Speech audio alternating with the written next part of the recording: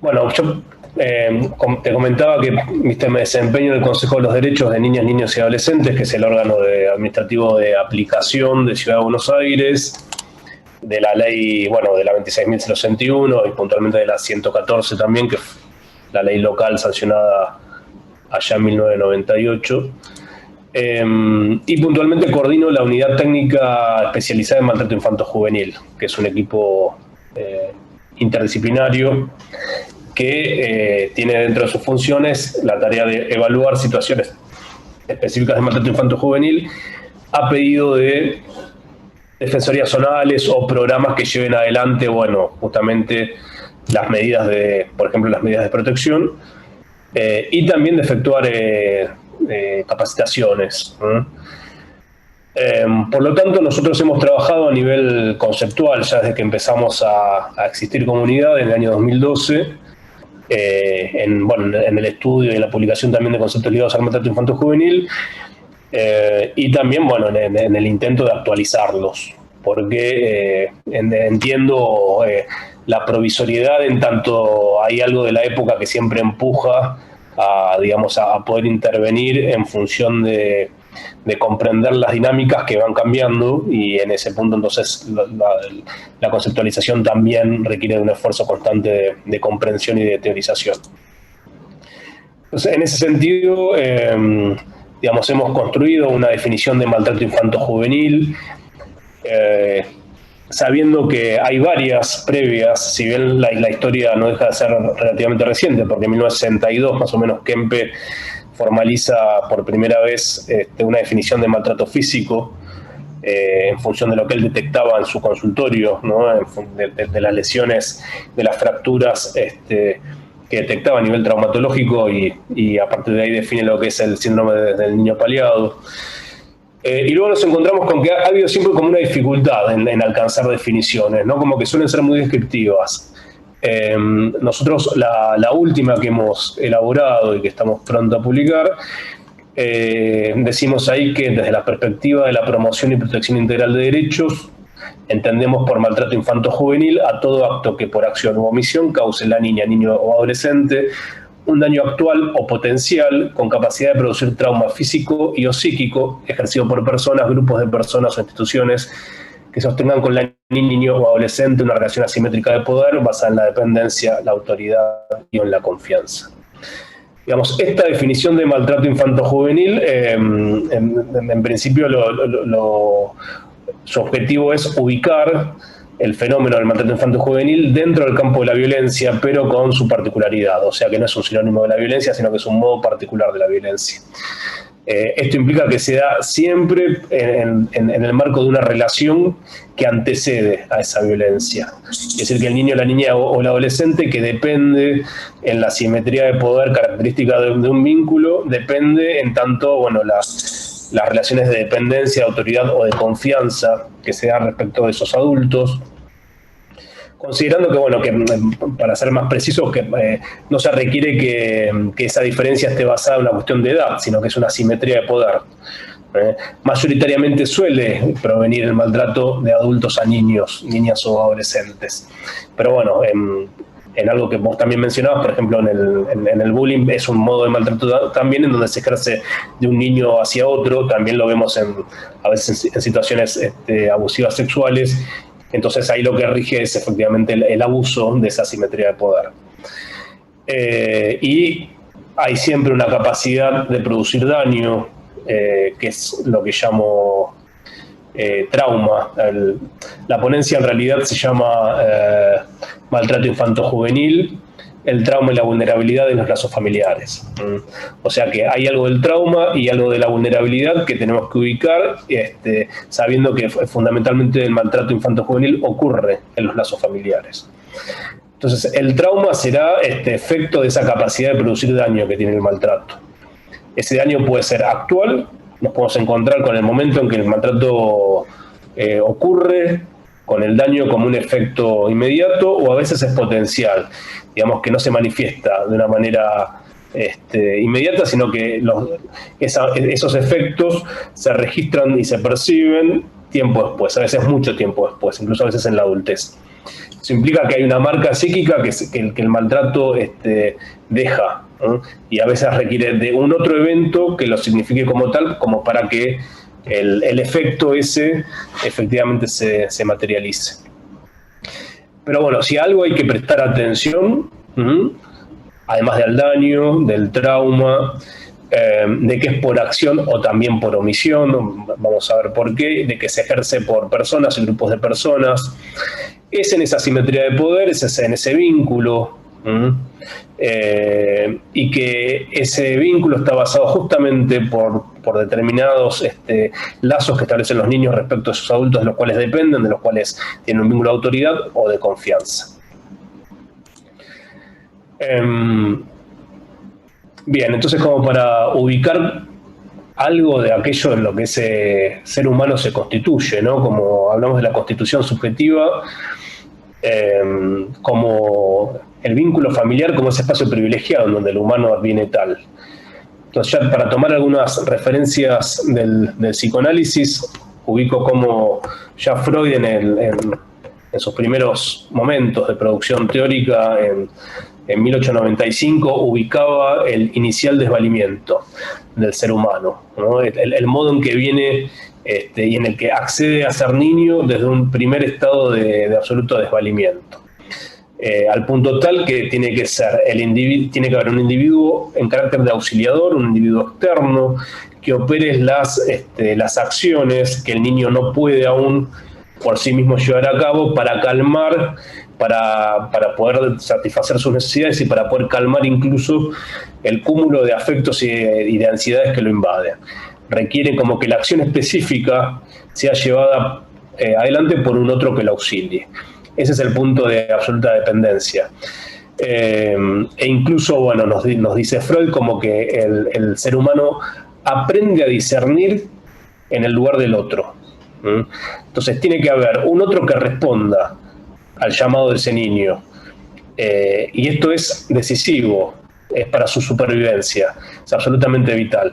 Que responda, que pueda interpretar la necesidad del niño y que pueda justamente ofertar respuestas que le permitan al niño ir inscribiendo esas experiencias de satisfacción e incluso también de dolor, para que luego pueda manifestar su ambivalencia, en tanto también sentimientos tiernos y sentimientos hostiles, ¿no? Y pueda ir regulando ese campo de emociones.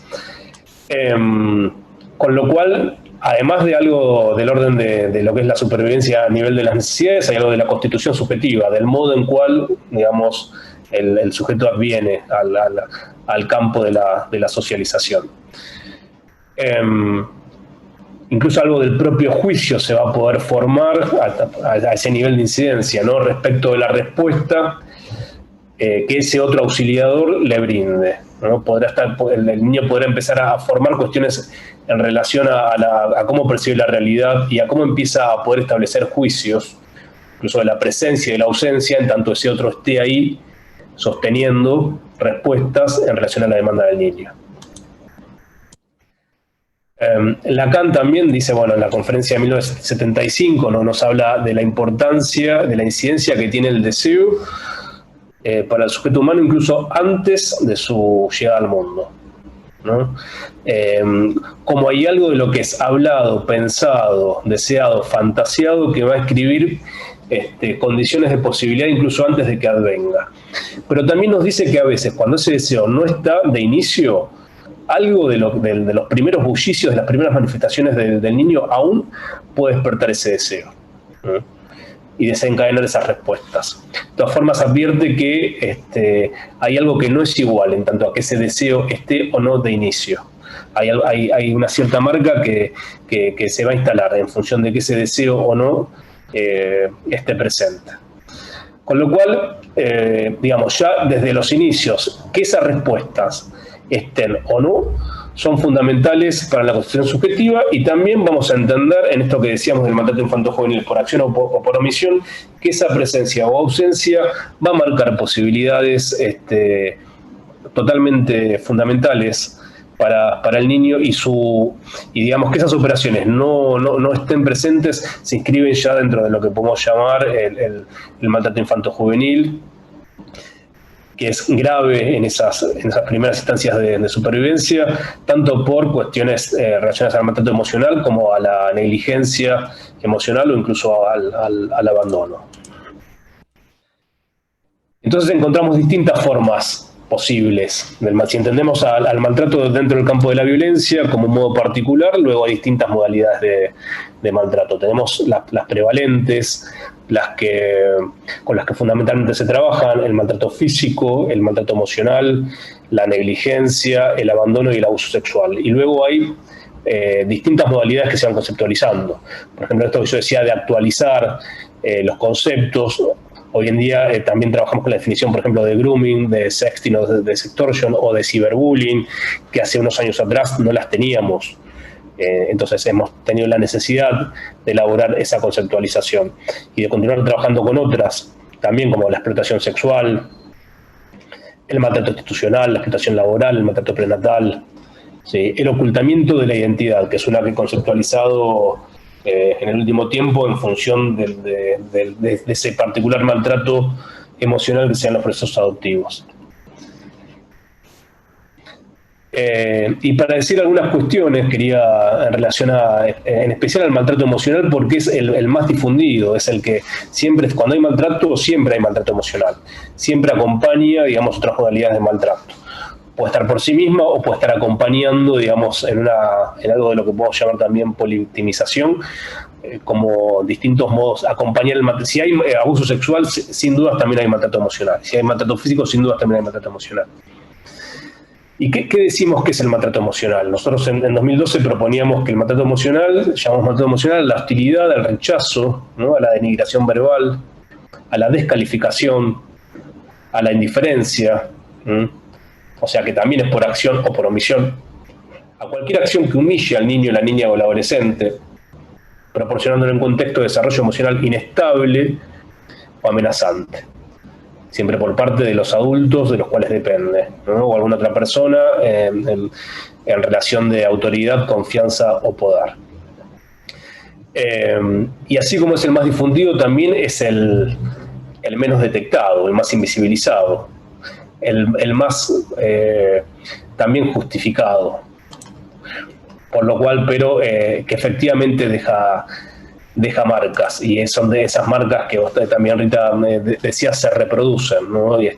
Y se reproducen a través de las generaciones, y es en las que sería muy importante poder trabajar y poder, me parece que si hablamos de prevención, y es uno de los campos que habilitan las mayores posibilidades de prevención, si se establecen estrategias de comunicación y de interacción que apunten a justamente clarificar e intervenir en los modos culturales de interactuar y de tratar a un niño, niña y adolescente sabiendo de esa asimetría de poder que es intrínseca. Algo que me interesa como señalar y subrayar dentro del maltrato emocional, que tiene como distintas posibilidades, una de ellas son los niños, niñas y adolescentes expuestos a situaciones de violencia, puntualmente también expuestos a situaciones de violencia de género, que los consideramos víctimas directas, y eso lo subrayo porque sigue estando la confusión, incluso en ámbitos especializados en donde se los llama aún víctimas indirectas o secundarias. En realidad son víctimas directas, porque hay algo del orden de lo presencial en tanto que digamos, algo de lo visto o de lo oído, son escenas de las cuales los niños no se pueden sustraer y que efectivamente los marcan, porque además, como nuevamente volvemos a que se producen en ese campo de la dependencia, de ese vínculo asimétrico y de ese otro que ha ocupado el lugar de satisfacer sus necesidades, con quien el niño se ha tenido que identificar seriamente. Entonces, cuando son niños que crecen en ese contexto de violencia, muchas veces el destino es identificarse al lugar del que ejerce violencia o identificarse al lugar de la víctima.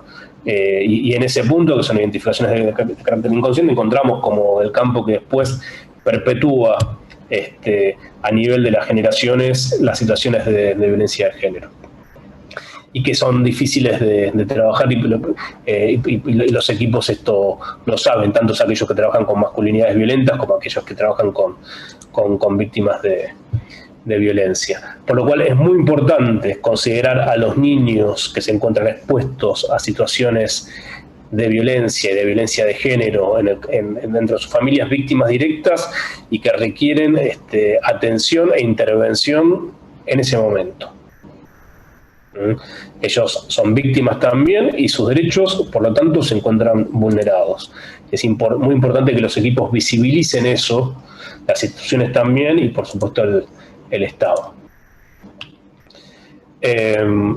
Bueno, muy brevemente, entonces voy a situar dos aspectos. Uno que tiene que ver con el indicador específico que tiene de maltrato emocional, que es el relato que puede efectuar un niño, niña o adolescente. Cuando hablo de relato, el relato no solo es verbal, sino que también puede ser manifestado en lo gráfico, en lo lúdico, en lo gestual.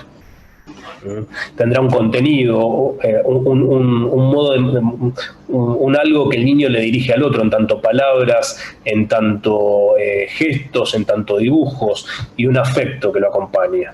Cuando efectúa el relato, puede haber un afecto ligado a la angustia, o puede haber una desafectivización que también nos señale algo del orden de lo disociatorio y del orden de la importancia de esa circunstancia y de esa experiencia para el niño. Los relatos suelen ser, en el caso del maltrato emocional, de situaciones de rechazo, evitación, indiferencia. También cuando logran romper el secreto y el cerco de lo difícil que es por relatar algo de la experiencia de maltrato intrafamiliar, pueden contar algo en relación a las amenazas que reciben, a situaciones de desvalorización, también a presiones o exigencias extremas. Si efectúan un relato entonces de violencia o de agresión entre los padres, incluso el niño lo puede contar como algo de cierta naturalización, pero tiene que ser escuchado entonces como una experiencia de maltrato vivida en forma directa. Y lo mismo, ¿sí? Hay situaciones que los atemorizan en tanto a los castigos que puedan recibir. Entonces, son situaciones de maltrato emocional que, al ser relatadas, esos indicadores específicos requieren entonces que se establezcan las estrategias de protección. Las estrategias de protección son las que tienen que elaborar justamente los órganos de protección que para eso, bueno, justamente son aquellos que la legislación ha requerido de su existencia. Entonces, por el lado del niño, por el lado de los adultos, Dania Gleiser ha definido una serie de patrones que se suelen registrar dentro del maltrato emocional, que es útil como para poder evaluar, ¿no? En este punto ella, bueno, o por lo menos para destacar algunos de ellos, habla de la falta de disponibilidad emocional, ¿no? Entonces, la falta de respuesta por parte de los adultos responsables. O sea, el adulto o la adulta no está disponible emocionalmente para responder al niño, niña o adolescente. El punto de lo que yo primero traía, en tanto es esa función de adulto auxiliador del infante en cuanto llega al mundo y requiere la respuesta del otro, se requiere entonces de esa disponibilidad emocional para poder hacer una lectura de las demandas del niño, para transformar la manifestación del niño en un pedido y dar una respuesta. Si esa disponibilidad emocional no está, no se lee como respuesta, como demanda la manifestación del niño. Y esto va ocurriendo también en los distintos momentos vitales de los niños, niñas y adolescentes. Se requiere ir flexibilizando, sostener la disponibilidad emocional para flexibilizar a su vez el tipo de respuesta que se le va a otorgar. Cuando diagnosticamos situaciones de maltrato emocional, es recurrente encontrarnos con, y esto también lo dice Gleiser, con atribuciones negativas y erróneas hacia el niño, niña y adolescente. Por lo general se ponen esas atribuciones la justificación del maltrato que ejerce el adulto. Digamos, entonces, por esas atribuciones que son erróneas y que son atribuciones del adulto hacia el niño, el punto en donde se justifica el maltrato, y esto se escucha, ¿no?, en los adultos cuando se les pide, bueno, hablar, cuando se les hace entrevista con una escucha atenta, escuchar justamente a detectar la posibilidad del maltrato intrafamiliar.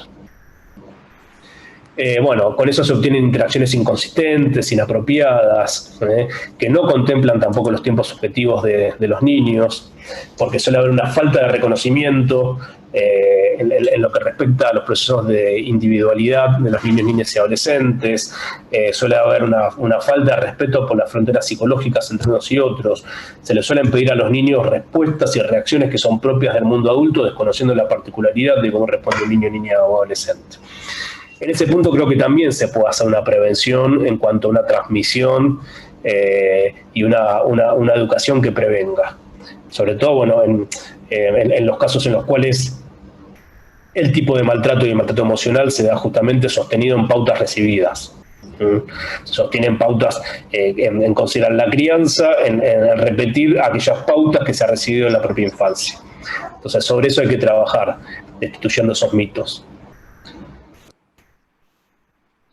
Bien, entonces es muy importante trabajar en la promoción para poder encontrar una mejor socialización de los niños, niñas y adolescentes y ayudar a los adultos responsables, ¿no?, a que no fracasen en esa tarea y que ellos puedan llevar adelante una estimulación cognitiva adecuada y brindar oportunidades justamente para un aprendizaje que los niños, niñas y adolescentes puedan hacer de reconocimiento de sus propias emociones en el propio ámbito de lo familiar. Entonces, si decimos que el trauma por el maltrato infanto-juvenil se debe a la acción, ¿no?, o a la omisión del adulto responsable respecto de lo que tiene que proveer a un niño, niña o adolescente, y respecto al maltrato emocional puntualmente, ¿no?, el orden de la palabra, el orden de lo simbólico, el orden de la transmisión es fundamental, ¿no? Entonces, tomo la noción de trauma que también aportan ciertos autores franceses, Dawan y Nicodriller, que ellos dicen en una publicación llamada Historia y Trauma, dicen: el universo se derrumba de manera impresionante para los niños cuando se los deja en un estado de desolación con el pretexto falaz de que no pueden comprender. Habría algo justamente de esta falta de disponibilidad emocional de la que hablaba Gleiser, ¿no?, cuando no se le dirige, cuando por la indiferencia, modo del maltrato emocional, no se le dirige la palabra a un niño, suponiendo que no pueden comprender. Esa indiferencia los deja justamente en un estado de desolación, que es desubjetiva como tal. En general, cuando el mundo se vuelve absurdo, dicen estos autores, los niños tienden a pensar que ellos son los que causaron la catástrofe, pues no pueden explicarlo de otra manera. Entonces es preferible imputarse la causa a un hecho inexplicable que afrontar un hecho sin causa. Esta estrategia de supervivencia es una de las más eficaces frente al campo extraño e inquietante de lo real, que sería un punto de absoluto desamparo, ¿no? Entonces, frente a lo absurdo y la falta de explicación, el niño se inventa una propia.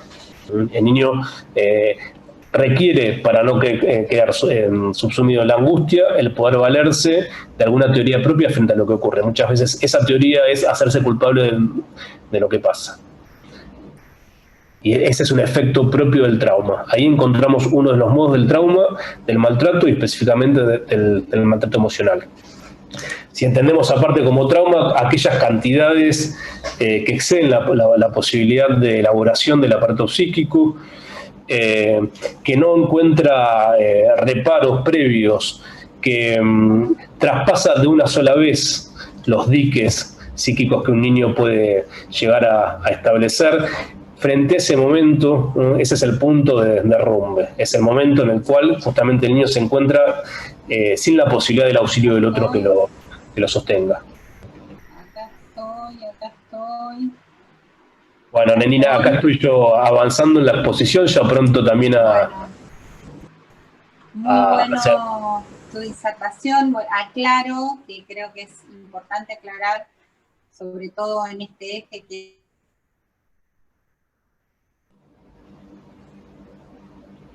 está sonando ahora el timer del tiempo, así que impecable lo suyo. Cierro entonces con dos palabras. Es muy importante aclarar esto porque, bueno, estamos sobre todo en este eje que está íntegramente apuntado a la interdisciplina. Bueno, ahora vamos a escuchar a Delia María Sánchez, nos va a hablar sobre derechos humanos de niños, niñas y adolescentes, la inclusión social desde una perspectiva interdisciplinaria. Delia, sos abogada, ¿verdad? ¿O trabajadora social? Trabajadora social. Perfecto.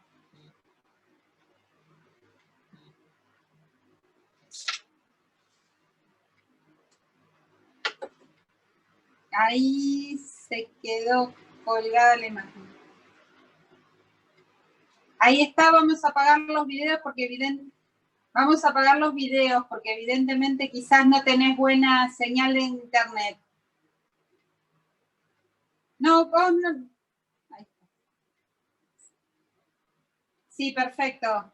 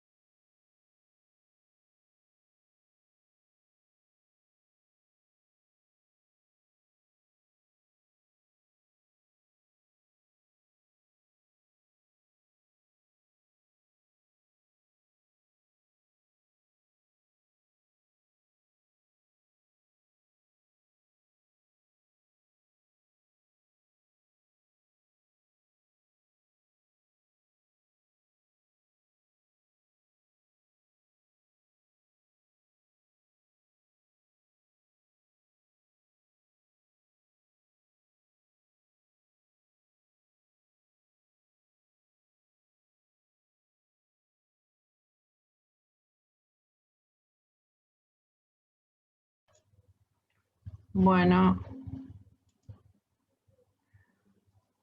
parece que hubo malentendido por el mensaje que recibí acá. A ver.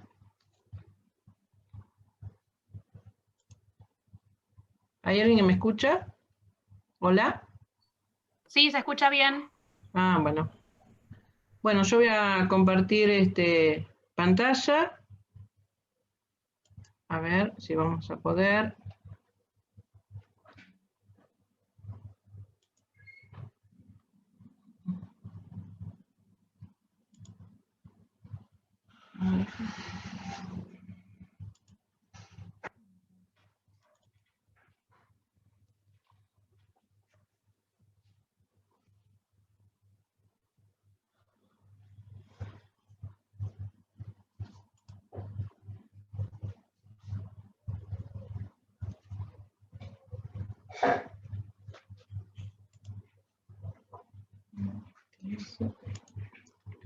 Hola.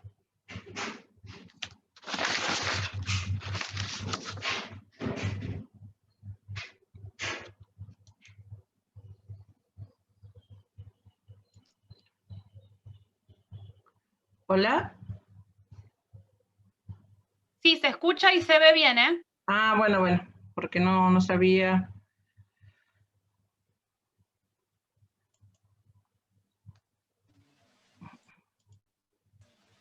Bueno, mi nombre es Rita Mal García, yo soy de Campana, Buenos Aires. Soy docente, me especializo en educación y en todo lo relacionado a los derechos del niño, también en todo lo relacionado a la educación emocional. Mi tarea es, en este momento, es la de hablar de prevención en todo lo que sea de violencia, y me considero una activista defensora de los derechos humanos de los niños, niñas y adolescentes. Como dijo Nenina hoy en la presentación, mañana es el Día de los Derechos Humanos y creo que debemos hablar un montón de este tema ya desde el principio. Cuando uno habla de derechos humanos y más de derechos humanos en la infancia, es como que uno empieza a analizar y a ver un montón de derechos totalmente vulnerados en nuestros niños, en nuestros adolescentes, y más en esta pandemia hoy, donde sabemos que hay muchas denuncias sobre maltrato infantil, sobre la violencia familiar, sobre la violencia doméstica, y que no hubo o no se pudo llegar a saber, digamos, lo que más se vio es el tema de, como dijo quien habló anteriormente, el tema del grooming, el tema del sexting, que hay una estadística muy alta en esta pandemia, el tema del grooming, y también el tema del derecho, el abuso sexual infantil.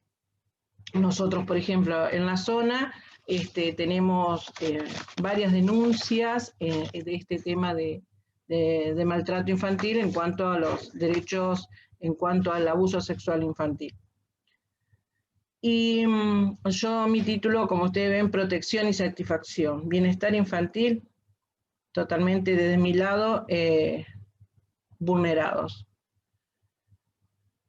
Cuando hablamos de igualdad, cuando hablamos de derechos, igualdad, derechos, más adelante lo digo, cuando tenemos escuelas públicas sin clases y escuelas privadas con clases.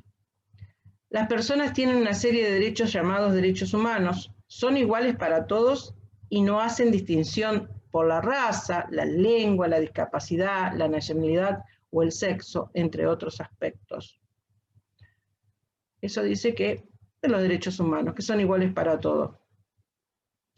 Los niños tienen una serie de derechos de la infancia, que lo podemos agrupar en 3 grupos y se basan en 4 pilares básicos. Dice así que lo podemos agrupar en 3 grupos. En uno serían los derechos relativos de la protección, como el derecho a la vida, o el derecho a ser protegido contra todo tipo de abuso, violencia o explotación. Los derechos de provisión, como el relativo a un medio ambiente limpio y sano, o a disponer de los recursos para un correcto desarrollo físico, mental y social. Los derechos de participación, como el derecho a la nacionalidad y a la identidad. También nos dice que hay 4 pilares básicos, que también fueron nombrados por Nenina, que dice que la no discriminación, el interés superior del niño, es decir, todo aquello que le hace falta a un niño para estar bien, educación, cariño, alimentación, cuando sabemos que hay una negligencia total. El derecho a la vida, que en estos momentos se está peleando. El derecho del niño a participar en situaciones que lo afecten. Hablamos de derechos y deberes de los niños y las niñas con el medio ambiente.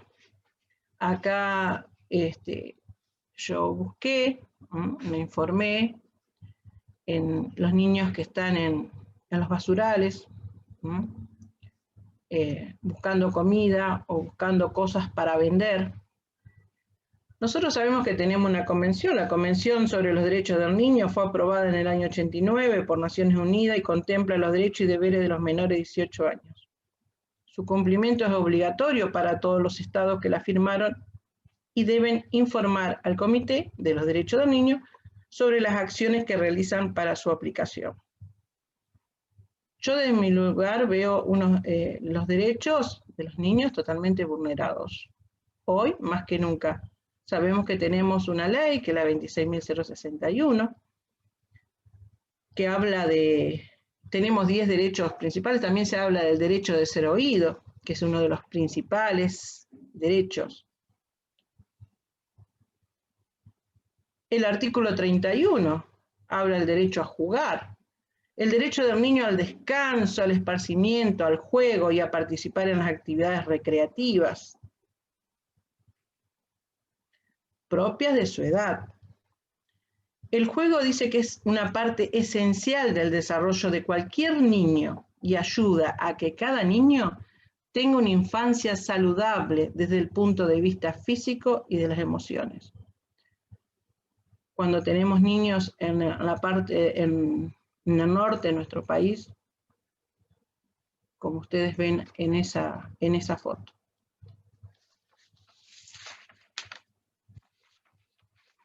Hablamos de derechos. ¿Cuáles? El derecho a la salud. Y me quedo siempre pensando, ¿no? ¿Cómo hacer para que hoy los gobiernos trabajen, ¿no? Y se comprometan con esto, ¿no? Porque hablamos en la exposición anterior de los traumas, ¿no? El tema del derecho a la salud. En la Convención se regula el derecho de todos los niños al más alto nivel de salud y a que tengan acceso a los servicios médicos en caso de enfermedad para garantizar este derecho. Los estados que firman el convenio adquieren los siguientes compromisos: reducir la mortalidad infantil, asegurar la atención médica, combatir enfermedades y la malnutrición, asegurar la atención sanitaria prenatal y postnatal para las madres, asegurar que los padres y los niños, así como todos los sectores de la sociedad, conozcan los principios básicos de la salud y nutrición de los niños, orientar a los padres en materia de planificación familiar. Esto hoy, antes de comenzar a exponer, lo hablaba con el compañero anterior, que el tema de orientar a los padres, porque educar a los padres. Cuando un chico, unos jóvenes llegan a ese consultorio que están embarazados, bueno, ayudarlos, tener una continuidad para que sepan, para que se comprometan a esa familia que ellos pretenden ser, ¿no? El derecho a un nombre. Todos los niños tendrán desde su nacimiento el derecho a un nombre, a una nacionalidad y en la medida de lo posible a conocer y ser cuidado por sus padres. Y otro de los derechos que hablamos, el derecho a la educación. Implantar la enseñanza primaria obligatoria y gratuita para todos. Uno de los objetivos, reducir la tasa de abandono escolar.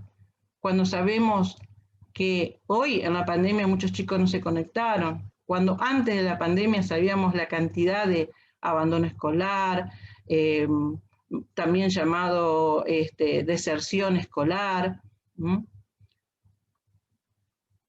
Dice que la educación, fomentar el desarrollo de la enseñanza secundaria, hacer que la enseñanza superior sea accesible a todos, facilitar el acceso a los niños a la orientación de la educación, reducir la tasa de abandono escolar cuando sabemos que hace años que venimos tratando con este tema.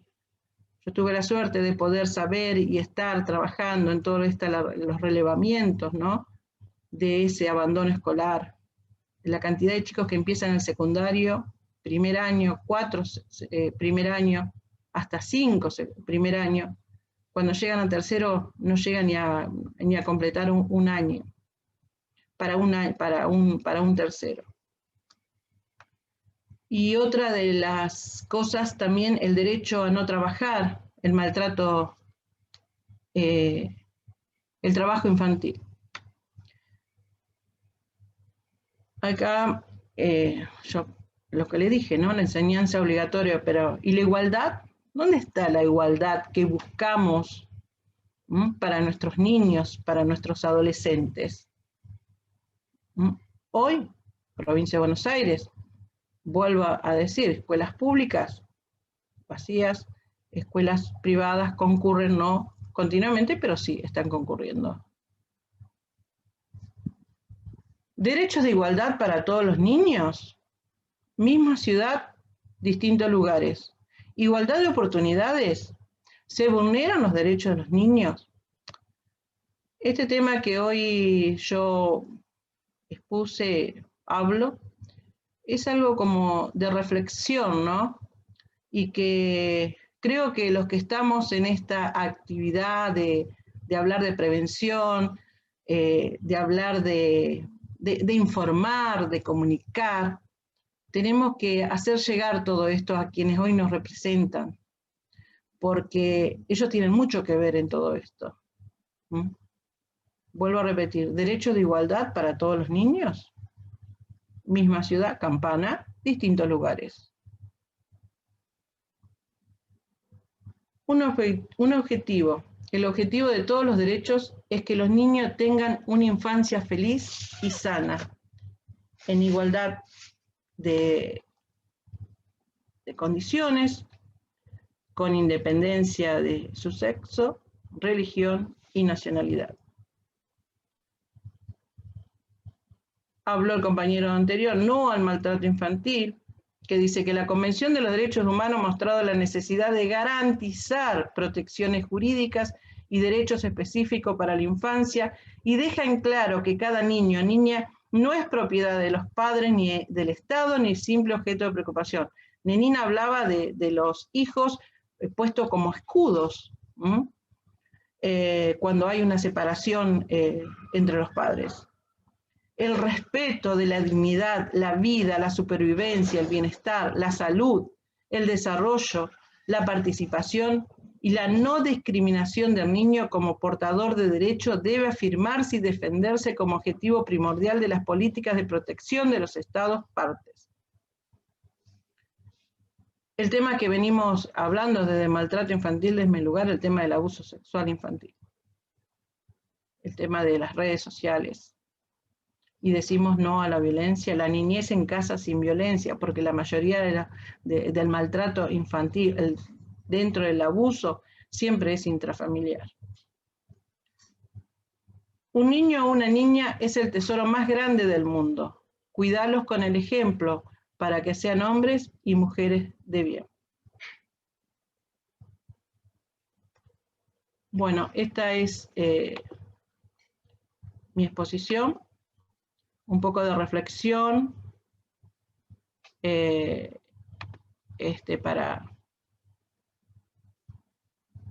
para poder hablarlo, como le dije hoy, hablarlo y ver cómo podemos tratar de ayudar, ¿no?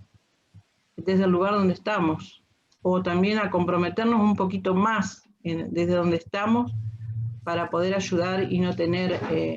pensar en un futuro, pensar a 5 años, a 10 años, a 15 años, en lo que nosotros queremos para nuestro país o para nuestra familia misma.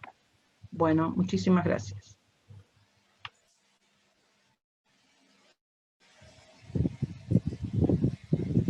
Hola, buenas tardes.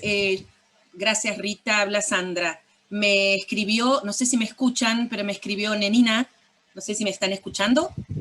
Sí, Sandra, un gusto que estés. Un saludo. Mauro me pidió, Nenina, que por favor, que te pide disculpas y que tenés que finalizar con la presentación tuya, que no te había escuchado porque se cortaba el audio de Nenina y no escuchó donde vos le manifestabas que tenías que concluir tu presentación. Si vos querés concluir presentación y podés cerrarla y después continuamos.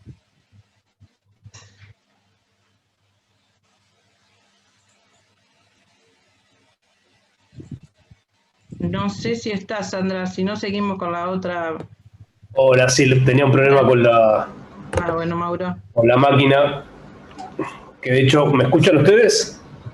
Sí, te escuchamos, Mauro. Perfecto, Sí. perfecto. Bien, ok. Porque a veces, bueno, nada, le pasa esto, la PC se desestabiliza cuando se comparte la pantalla. No, igual estaba como cerca, digamos, a terminar.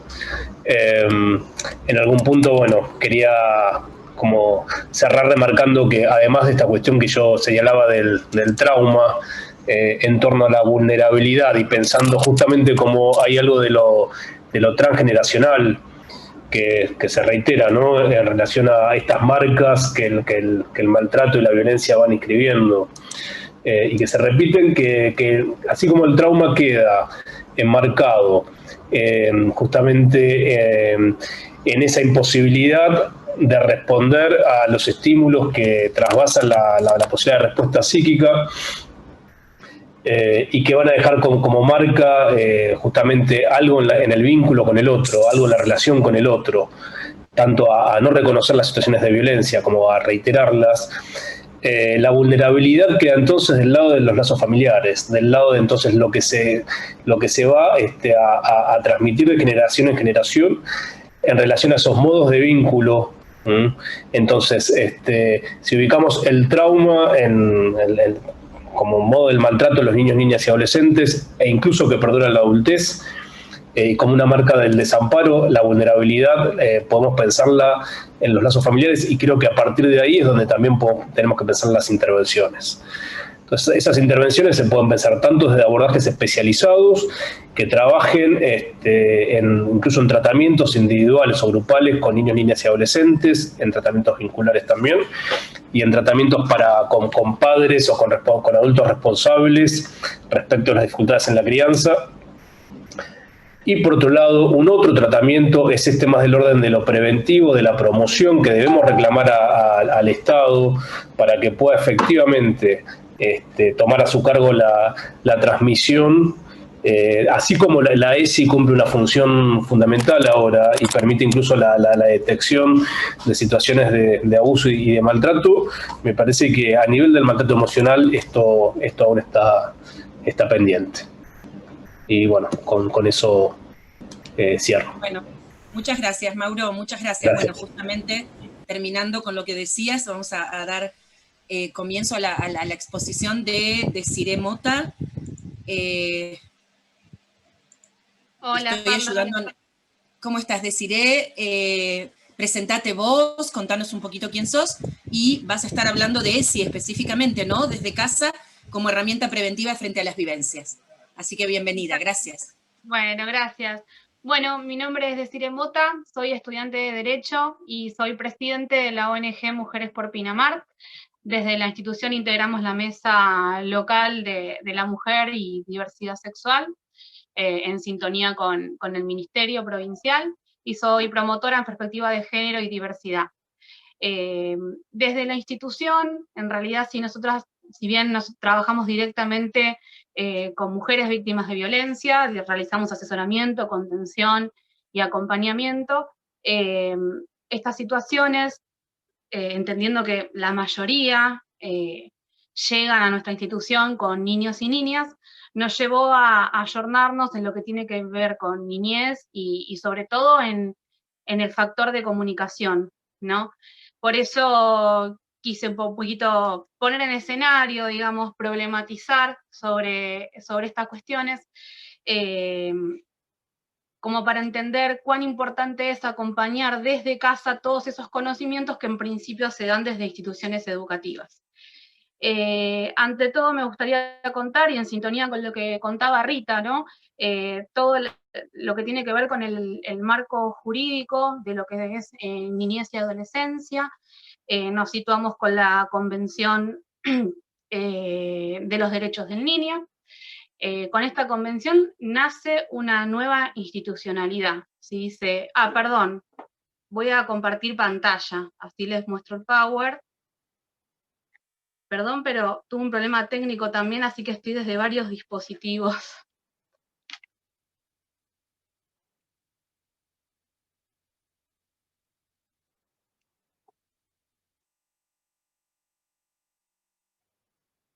Ahí lo pueden ver.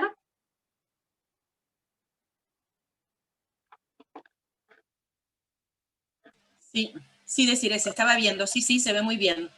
Se ve Bárbaro. muy bien. Bueno, como les decía, perdón, con la Convención sobre los Derechos del Niño nace un nuevo paradigma, se genera una nueva institucionalidad, donde los niños dejan de ser, como hablaba Rita, una propiedad, ¿no? Un objeto de tutela a un sujeto de derecho, ¿sí? Esto va acompañado de un proceso de humanización del derecho, de hecho, que se da en aquel momento. De hecho, nosotros en la reforma del año 94 se le da jerarquía constitucional a todos los tratados que tienen que ver con derechos humanos, ¿sí? Entonces nace un nuevo paradigma, una nueva directriz.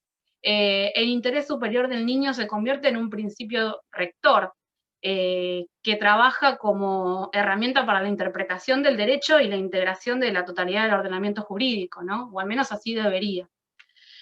Yo traje a colación algunos de los derechos del niño que tienen que ver con lo que iba a exponer.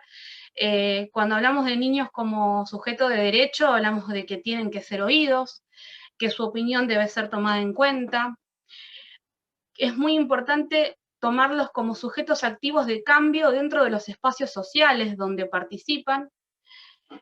Tienen, por supuesto, derecho a la educación y a la protección, ¿no? Todo esto en el marco de la autonomía progresiva, que permite la ampliación de la capacidad de hecho en niños y niñas. ¿Por qué traigo a colación el concepto de niños como sujeto de derecho? Porque la Ley de Educación Sexual Integral, que data del año 2006 en Argentina, trajo mucha controversia, ya sea por ideología, creencias, o quizá desconocimiento, que generaron mucha resistencia en algunos sectores, ¿no? Y es importante, como vuelvo a citar a Rita, que hablaba de niños y niñas como propiedad, ¿no? La Ley de Educación Sexual Integral es un derecho adquirido, ¿sí? Y nuestro ordenamiento, en tanto progresivo y superador, va por eso, ¿no? Entonces es importante que como papás y mamás respetemos ese derecho de nuestros hijos e hijas a la educación sexual integral. Bueno, lamentablemente vivimos en un mundo hostil, como hablaba Rita, que los derechos de los niños y niñas son vulnerados sistemáticamente, y nos encontramos frente a algunos inconvenientes.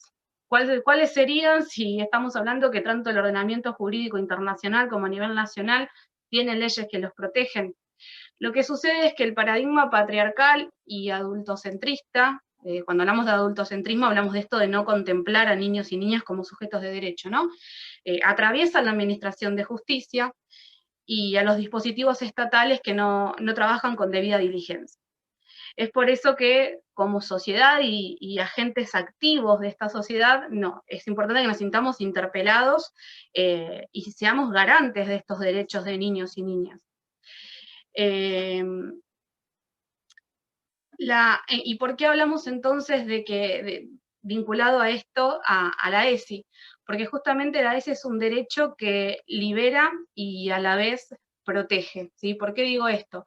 Porque la ESI es conocimiento, ¿sí? Es brindar conocimiento.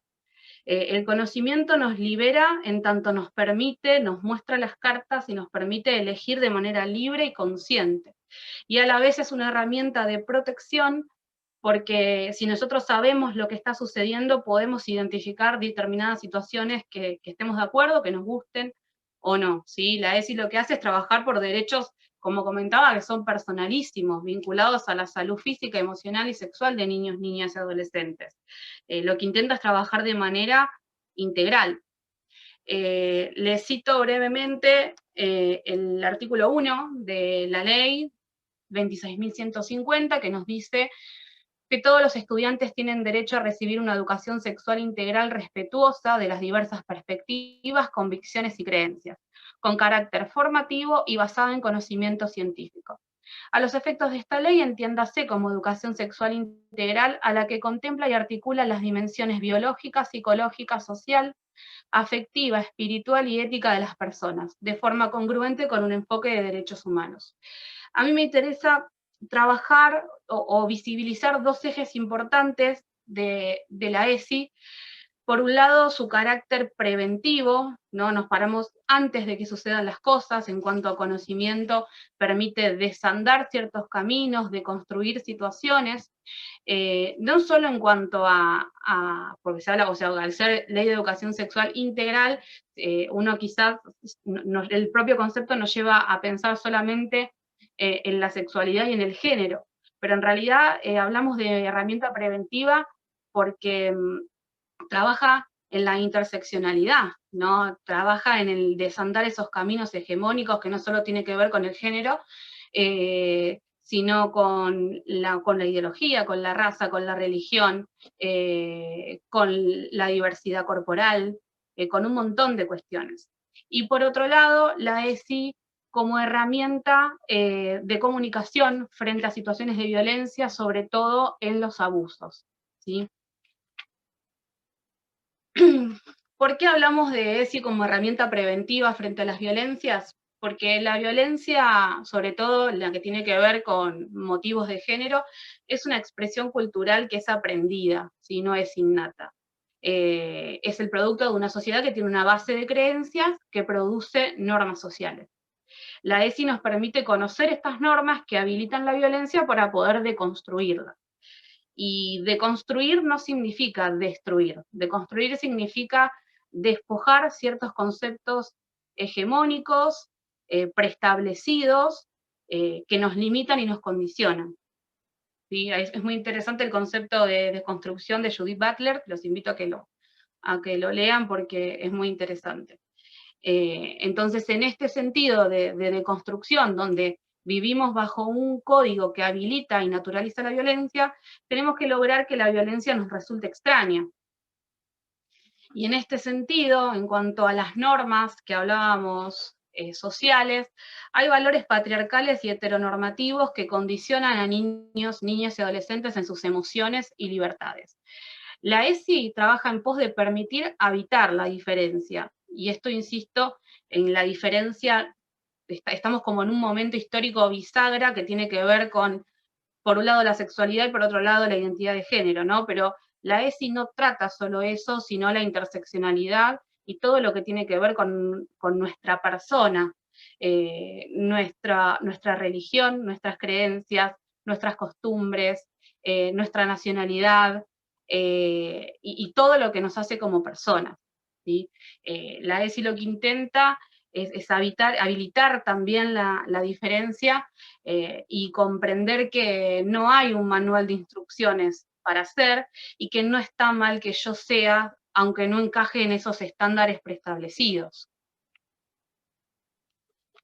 La Ley de Educación Sexual Integral es impartida, por supuesto, por docentes, pero bueno, la idea justamente es conversar sobre cómo acompañar en este conocimiento, sobre todo lo que tiene que ver con comunicación. Por supuesto que yo como mamá no voy a entender ni a comprender absolutamente todo el contenido de la ESI que se da desde la escuela, pero sí acompañar en lo que tiene que ver con la forma de comunicarme, de abrir el diálogo, para lograr, bueno, obviamente una comunicación más efectiva. Es interesante utilizar métodos participativos centrados en niños, niñas y adolescentes que permitan ejercitar la escucha. Ante todo, la comunicación debe ser empática, no imperativa, o sea, que no nazca de la orden, cálida y clara. Y me detengo un segundo en hablar de esto de ser clara. Es importante que intentemos manejarnos y conceptualizar ciertas cosas.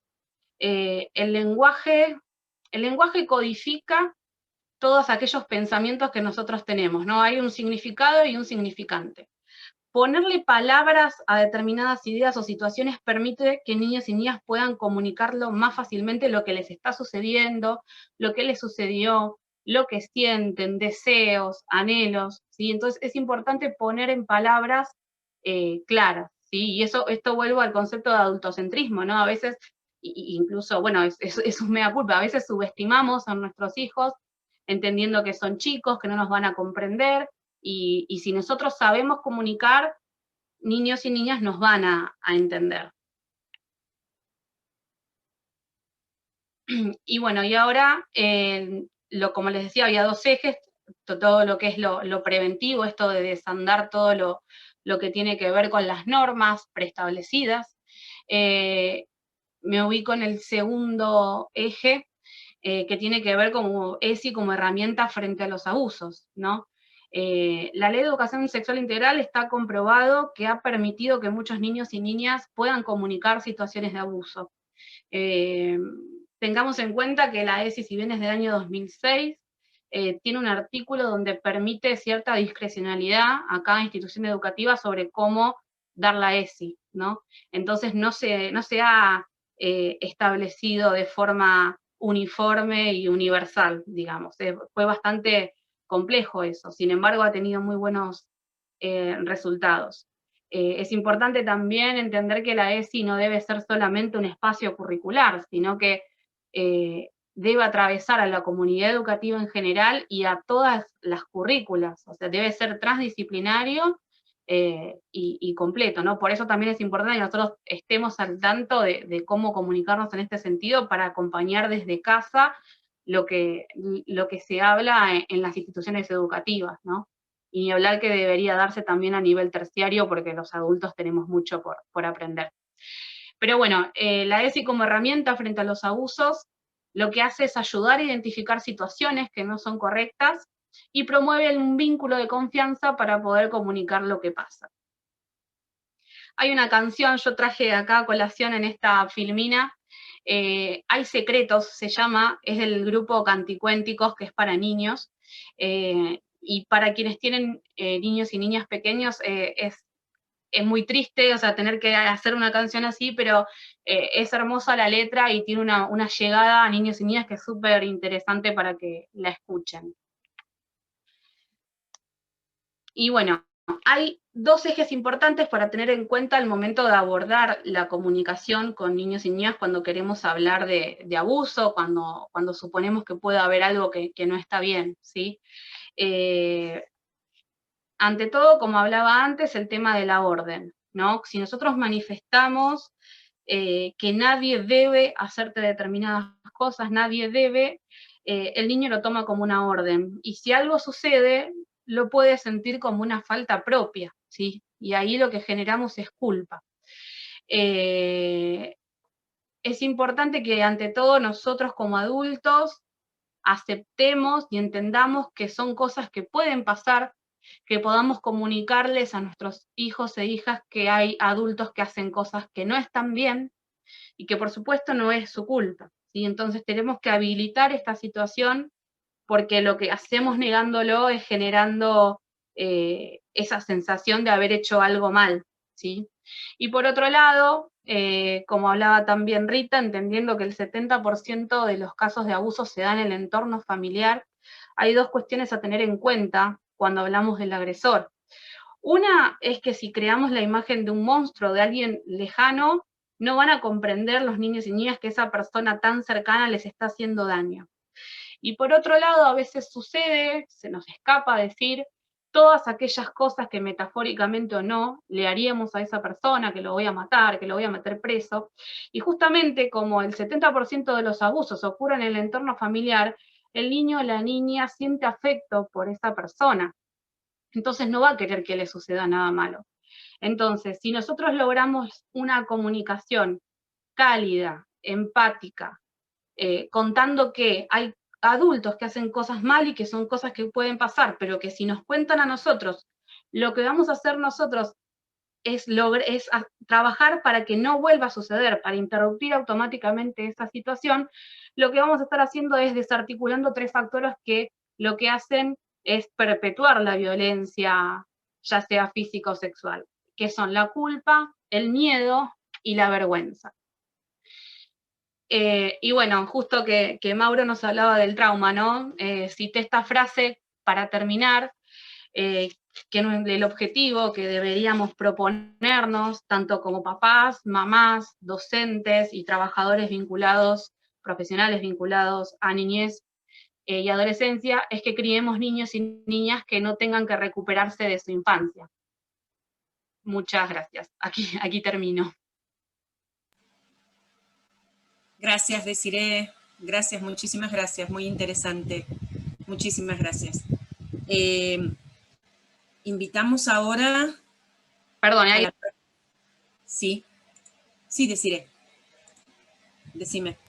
No, que ahí dejo de compartir. Estoy tratando de entender esto. Ya termino. No hay problema, no hay problema. Mientras yo presento a la próxima disertante. Carmen Umpierres, creo que es el apellido, no quiero pronunciarlo mal. Ella nos va a estar hablando de redefiniendo el rol paterno del HEBG en protección de niños, niñas y adolescentes. Por ahí vos vas a expandir mejor. ¿Está presente? A ver. ¿Estás presente, Carmen? No la veo presente, ¿no? A ver, voy a ver si puedo conectarme con... Ahí está Carmen. Sí, presente. Bienvenida, Carmen. Vos podés presentarte y presentar tu exposición porque yo desconozco, así que si me ayudas un poquito. Perfecto. Bienvenida. Gracias, Sandra. Bueno, buenas tardes a todos, a todas. Mi nombre es Carmen Umpierres, soy licenciada en Trabajo Social. Trabajo y me especializo en el trabajo con varones que ejercen violencia. Trabajo en la línea 144 en este tiempo de Nación, en la línea de violencia de género, atendiendo a mujeres y a las familias que llaman.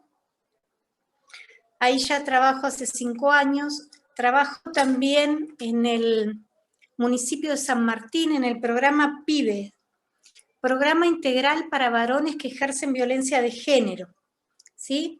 Estoy terminando mi especialización en la UBA, en lo que son intervenciones transdisciplinarias en violencia de género y violencia familiar. Así que cuando me invitaron a hablar desde el varón que ejerce violencia y los cuidados hacia los niños, les voy a presentar un trabajo que está publicado en el segundo libro de RETEM. Pertenezco a RETEM, la red de equipos de estudio y trabajo en masculinidades, de trabajo y estudios en masculinidades, ¿sí? Que es una red nacional de equipos que trabajamos con varones que ejercen violencia de género. En el segundo libro de esta red planteo la necesidad de trabajar de manera integral, con abordaje integral y permanente con el varón que ejerce violencia de género, en su rol paterno. Bien, les voy a...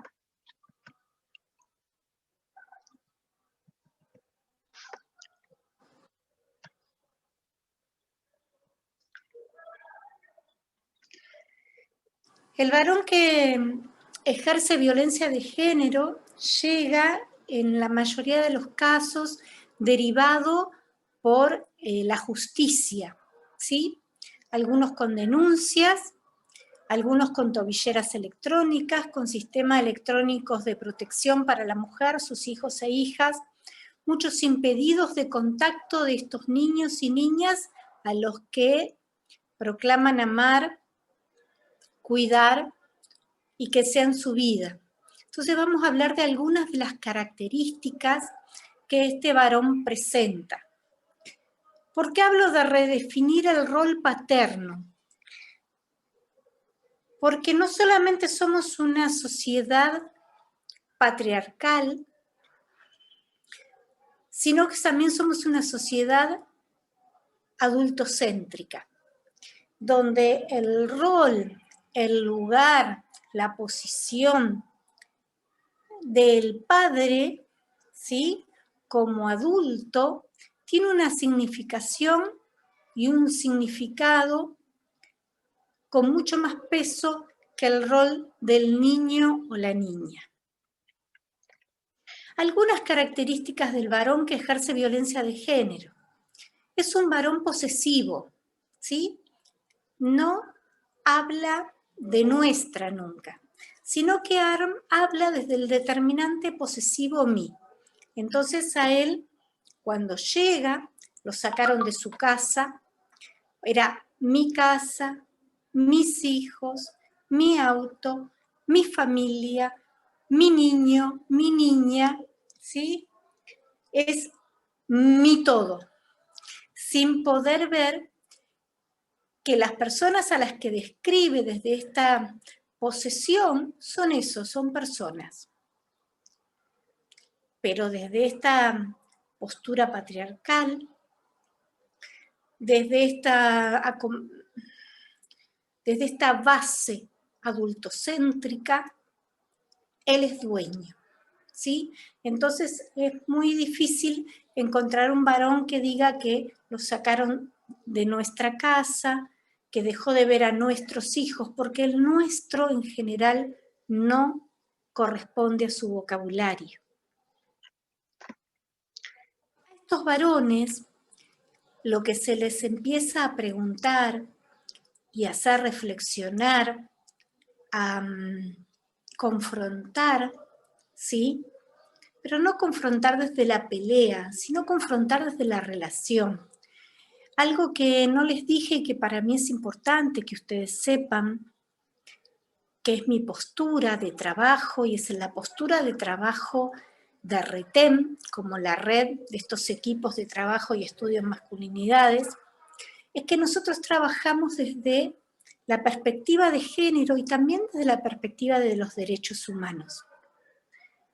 Los derechos humanos para las víctimas, que en general son las mujeres, para estos niños y estas niñas, pero también para el derecho humano del varón en la asistencia. Y alguien me preguntará por qué un varón agresor, un varón que ejerce violencia, tendría que ser asistido. Porque si no lo asistimos, discúlpenme, pero voy a bajar mi celular, que me olvidé de hacerlo, porque si no lo asistimos, porque si lo dejamos sin asistencia, seguimos con la lógica del patriarcado, donde la mujer es la que se tiene que hacer cargo de todo, y el varón queda como si nada, no tiene ninguna obligación. El sentarlo a pensar su rol de padre, si en realidad el modelo que él quiere es progeniar, ¿sí? Progeniar desde el sentido solamente biológico de tener hijos. Y en esto el patriarcado les ha jugado a los varones y también a las mujeres varias malas pasadas. ¿Por qué? Porque durante mucho tiempo se ha buscado, se ha creído que la forma que un varón tiene de hacerse cargo de su paternidad es dando el apellido. Pero en realidad el apellido es lo mínimo. Porque después a ese apellido generalmente hay que hacerle un juicio por alimentos. O hay que pedirle a ese apellido que se haga cargo de un niño o de una niña en cuanto a relación. Entonces, tenemos que empezar a que este varón pueda visibilizar que progeniar es lo más sencillo. Él tiene que alcanzar un paternaje, ¿sí? Como el de la foto, un paternaje donde él pueda ser alguien dispuesto para este niño, para esta niña, dispuesto emocionalmente, dispuesto afectivamente, donde solamente hasta no hace tantos años lo único que se les pedía a los varones y el modelo del varón era buscar un varón que fuera trabajador y que fuera el aportante de la casa. Bueno, hoy por hoy sabemos que los niños y las niñas necesitan algo más que el efectivo. Necesitan el afecto, necesitan la relación, necesitan un guiar, necesitan un recorrido, un apoyo emocional, un vínculo sano, un apego. Pero ¿cómo lo van a aprender si hasta ahora siempre se pensó que todo eso le correspondía a la mujer?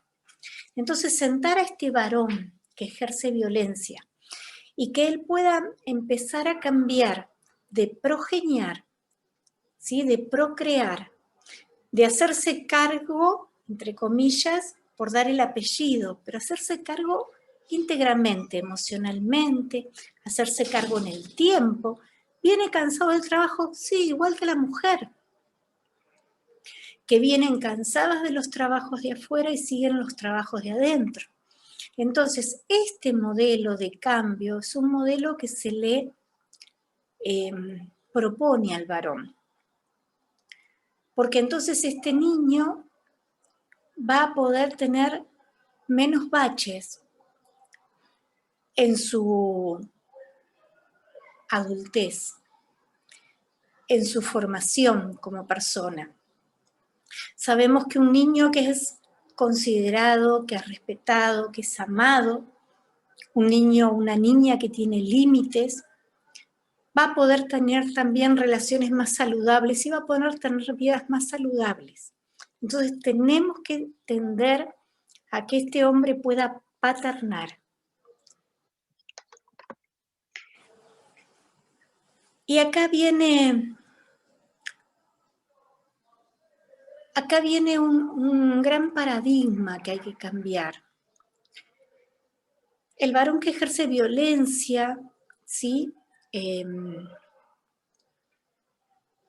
No tiene habilitado o ha perdido el uso de la palabra, que es una de las primeras cosas que se pierde, por eso hay violencia. Entiende que sus hijos son sus objetos, es bien patriarcal, ¿sí? Tiene este modelo rígido que hay que empezar a trabajar y hay que empezar a mover, de que por más que lo encierren en un frasco y ese niño o esa niña escuche permanentemente lo que tiene que decir, lo que tiene que saber, lo que quiere escuchar él, es otra persona. Y con este paradigma, no solamente el hombre que ejerce violencia está luchando, estamos luchando todos y todas como sociedad. Porque si nos ponemos a pensar, la Convención Internacional de los Derechos de Niños, Niñas y Adolescentes tiene nada más que 30 años. Una barbaridad. Si empezamos a pensar que tenemos solamente, contando desde el nacimiento desde la Navidad, desde que se empieza a contar y a historizar la historia, estamos contando 2020 años, solamente hace 30, que los hijos e hijas salen de este paradigma de ser el objeto de sus padres, de ser su pertenencia, y empezamos a pensarlo como sujetos de derechos. Entonces es un cambio fuerte, es un cambio necesario, pero totalmente fuerte para este varón, que ha crecido también con modelos paternos muy rígidos. El varón que ejerce violencia no es un enfermo, ojalá lo fuera, y lo digo así porque la ciencia ha avanzado tanto que si fuera un enfermo con una pastilla, con una inyección, con algo, podemos mitigarlo. Pero en realidad el varón que ejerce violencia es un varón que tiene conductas violentas porque es un aprendizaje. La violencia es una conducta aprendida, es una conducta que ha vivido previamente. Por eso es tan necesario trabajar con estos varones que ejercen violencia hoy, para que estos hijos no solamente corten la transmisión generacional, sino también tengan una vida más saludable y placentera. Cuando trabajamos con los varones, trabajamos en un modelo profeminista, ¿sí? En protección de mujeres, niños, niñas y adolescentes. Esa es la raíz, ese es el por qué empezamos a trabajar con varones que ejercen violencia. Autoridad o autoritarismo. Y acá volvemos a lo mismo. Tienen marcada, muy marcada, y vuelvo a decirlo, y no solamente ellos, sino también los adultos y adultas desde mi generación y anteriores, que la autoridad tiene que ver con tener la última palabra. compensar por muchos, contener estos pensamientos rígidos que cualquier oposición o cualquier intento de debate es un peligro a la autoridad. Entonces se cae en el autoritarismo. ¿Cuántas veces hemos escuchado y seguimos escuchando? Lo haces porque sos mi hijo. Mientras vivas acá hasta los 18 años vas a hacer lo que yo quiero. Y lo decimos. Y esto no es porque estemos buscando violentar, sino porque tenemos una crianza que estamos saliendo de un autoritarismo y no es fácil hacerlo. Las personas tenemos la primera necesidad humana, que es la comunicación. Sin embargo, si hay algo que se rompe tempranamente en familias y en círculos de violencia, es justamente eso, la comunicación. Se pasa de la palabra, porque ya no alcanza, al acto, al grito, porque van aprendiendo que la violencia tiene ganancia. Entonces el que grita más fuerte acalla a los demás. El primero que golpea amedrenta a los otros. Entonces hay que trabajar, salir, porque lo primero que ellos se preguntan y lo hacen legítimamente es ¿cómo pongo límites? Se confunde lo que es un límite con lo que es el autoritarismo.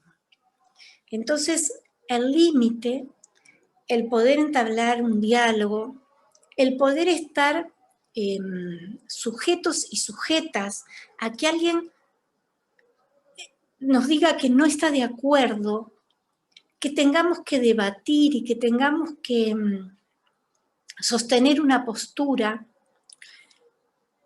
es también no solamente un signo de crecimiento, sino un signo de seguridad. Y el hombre que ejerce violencia es una persona insegura. Por eso necesita el control sobre aquellos que entiende, cree y siente que son suyos, su familia, en este caso sus hijos e hijas. Estos hijos son utilizados como medios para llegar a la víctima. Entonces, la cuota alimentaria se vuelve un chantaje. Y muchas veces estos hijos e hijas tienen que pedir ellos la cuota alimentaria. Tienen que exponerse a visitas a estos padres violentos para que la plata llegue. Y aún hoy, lamentablemente, sigue habiendo abogados y abogadas que les dicen a las mujeres que si quieren la cuota alimentaria, derecho de sus hijos, derecho amparado por todas las leyes de esos hijos e hijas, tienen que tener un régimen de comunicación, como si fuera una prestación, ¿vieron? Un trueque. Yo te doy, vos me das. Entonces, estos hijos se convierten solamente en medios para seguir violentando y para seguir haciendo con estas víctimas, ¿sí? Haciéndolas pagar por la insubordinación de salirse y de romper las familias, como dicen ellos. Y el régimen de comunicación se vuelve un régimen de control.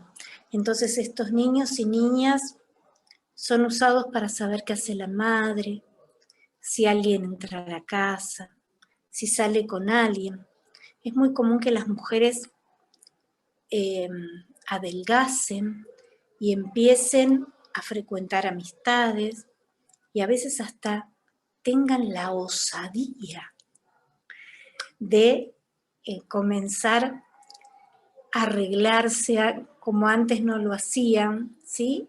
Porque han salido de este control y de esta sospecha de que si se arreglan es para otra persona.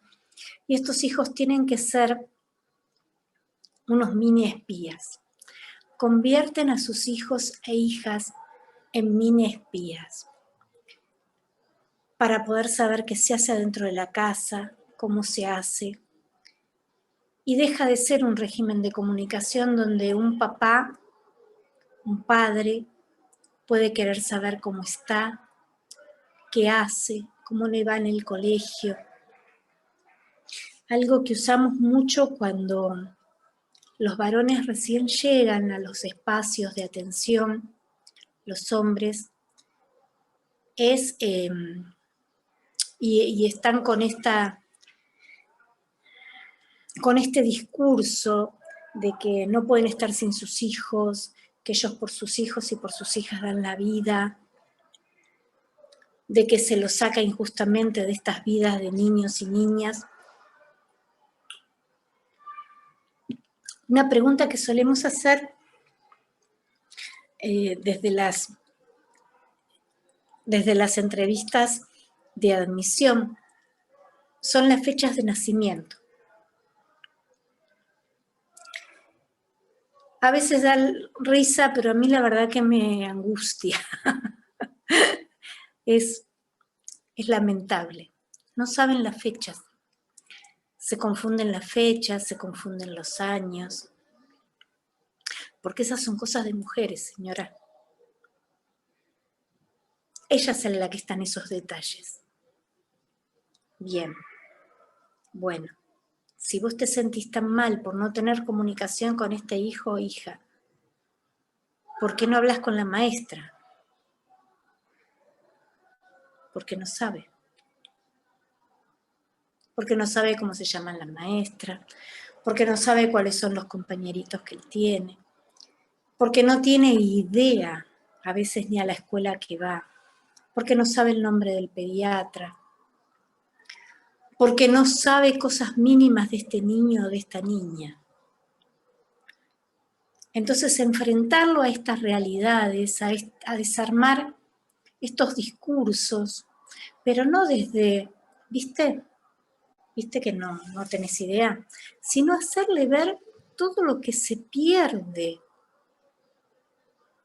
cuando tiene estas actitudes con sus hijos e hijas. Lo ayuda a repensarse y a empezar otra vez a buscar algunos cambios. En forma particular y personal, que es particular, pero lo remarco porque no todos los y las profesionales lo piensan de la misma forma. Yo estoy en contra del término revincular. Porque si yo lo pienso, revincular es volver al vínculo. Y si ese papá ha perdido el vínculo, aunque sea un tiempo, ¿sí? Pero ha perdido el vínculo, ha tenido que salir de la casa por una orden judicial, tiene una restricción de acercamiento hacia esa mujer, hacia ese niño, hacia esa niña. ¿Por qué quiero volverlo a un vínculo? A un vínculo que a alguien de afuera, en este caso un juzgado, un juez, una jueza, un equipo interviniente, ha pedido una medida de protección porque este vínculo no estaba siendo bueno. Entonces, ¿de qué hablo cuando quiero revincular? ¿Tengo que volver a un niño, a una niña, a un vínculo donde solamente son instrumentos? ¿A un vínculo donde se lo saca de su niñez? ¿Donde se lo saca y se lo adultiza? Hablándole en contra del otro progenitor o de la otra progenitora. ¿Tengo que exponer a un niño o a una niña a un vínculo donde se sienta en el medio de dos adultos y uno de esos adultos ejerce violencia de esta forma? ¿Es necesario volverlos a esos vínculos? ¿No tendríamos que empezar a pensar, en vez de llamar que tenemos que revincularlos, empezar a exigir a los adultos que estos vínculos sean nuevos, que se aprendan nuevas formas de vincular? ustedes me van a decir que hay mucha falta o hay mucha inhabilidad parental. Bueno, enseñemos habilidades parentales, enseñemos habilidades de comunicación. Enseñemos que abrazar no es solamente de las mujeres, que no es necesario darle una palmada o decirle a ese niño que apenas tiene 4 o 5 años que él es el hombre de la casa y que tiene que cuidar a los demás. Porque en esa casa hay una adulta, generalmente hay hermanas también, que a veces hasta son mayores. Sin embargo, sobre los varones ponemos y adultizamos situaciones para las que no están preparadas. Saben que yo realmente no sé nada de fútbol, no sé nada porque no me gusta realmente el fútbol.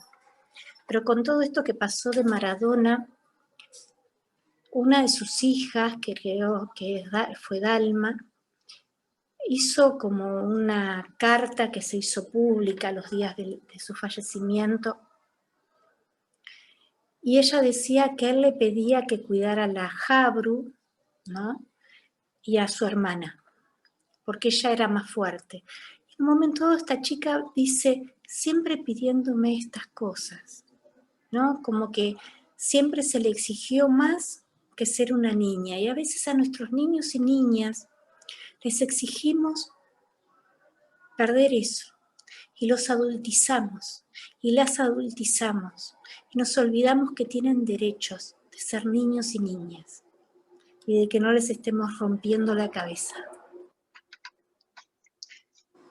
¿Por qué tengo que pensar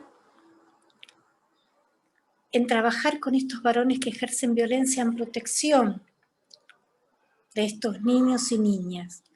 Porque tienen estos derechos. Tienen derechos a que los adultos y las adultas que los rodeamos nos repensemos, cambiemos, reveamos nuestras conductas, podamos pensar, y ellos tienen derecho a ser niños. Y quienes trabajamos con la niñez y trabajamos con estos varones que ejercen violencia, tenemos que tener la habilidad, pero también la ética, de dejar de pensar en los derechos de los padres y empezar a pensar en los derechos de niños, niñas y adolescentes. Porque a veces, como les decía recién, hasta los abogados y las abogadas les dicen a los varones, a las mujeres, que si piden cuota alimentaria, tienen que dar como intercambio visitas con estos niños y niñas. Y en muchos casos, y lo sabemos, y lo leemos, y conocemos, en muchos casos esto es un riesgo para estos niños, niñas y adolescentes.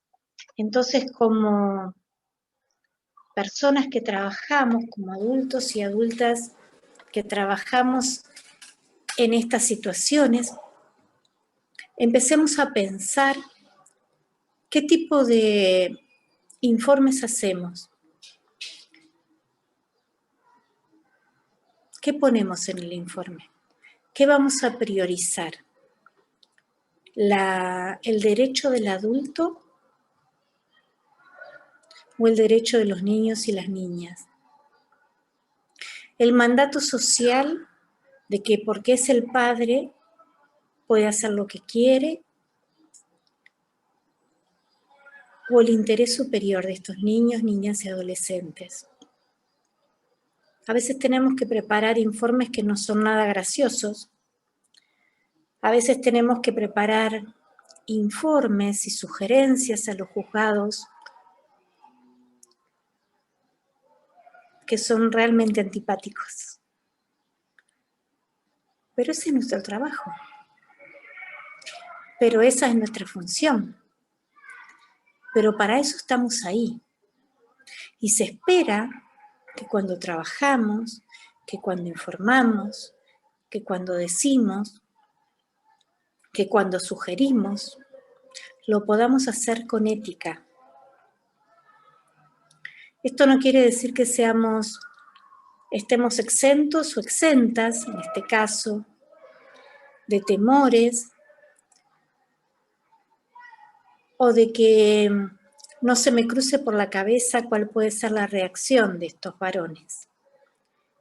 Por eso trabajo en equipo.